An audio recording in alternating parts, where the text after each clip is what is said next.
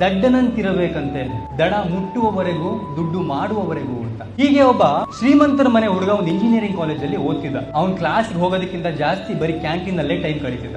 So ಅವ್ನ್ canteen ಅಲ್ಲಿ ಕೂತಾಗ ಅವನ ವಯಸ್ಸಿನ ಇನ್ನೊಬ್ಬ ಹುಡುಗ ಆ ಕ್ಯಾಂಟೀನ್ ಅಲ್ಲಿ ಕ್ಲೀನರ್ ಆಗಿ ಕೆಲಸ ಮಾಡ್ತಿರ್ತಾರೆ. ಸೊ ಶ್ರೀಮಂತ ಹುಡುಗ ಏನ್ ಮಾಡ್ತಾನೆ, ನೀವು ದಡ್ಡನ್ ತರ ಕಾಣ್ತಾನಲ್ಲ, ಇವನ್ನ ಟೆಸ್ಟ್ ಮಾಡೋಣ ಅಂತ ಹೇಳ್ಬಿಟ್ಟು ಅವನ್ನ ಕರೆದ್ಬಿಟ್ಟು, ನೋಡೋ ಇದು 500 ರೂಪಾಯಿ, ಇದು 200 ರೂಪಾಯಿ, ಇವೆರಡರಲ್ಲಿ ಯಾವ್ದು ದೊಡ್ಡದು, ನಿನ್ ಟಿಪ್ಸ್ ತಗೊಳ್ಳೋ ಅಂತಾರೆ.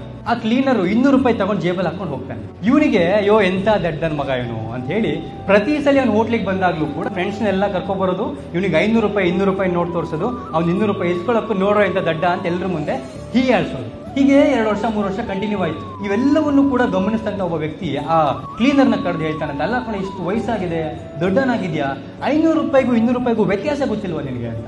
ಆಗ ಹುಡುಗ ಸುಂದರವಾಗಿರೋ ಉತ್ತರ ಕೊಡ್ತಾನೆ, ಸರ್ ನನಗೆ 500 ರೂಪಾಯಿಗೂ 200 ರೂಪಾಯಿಗೂ ವ್ಯತ್ಯಾಸ ಏನಂತ ಗೊತ್ತು, ಬಟ್ ಯಾವತ್ತು ನಾನು 500 ರೂಪಾಯಿನ ಇಸ್ಕೊಂಡ್ಬಿಡ್ತೀನೋ ಅವತ್ತು ನಾನು ಬುದ್ಧಿವಂತ ಅನ್ಸ್ಕೊಬಿಡ್ತೀನಿ. ಬಟ್ ಈ ಆಟ ನಿಂತ್ಬಿಡುತ್ತೆ.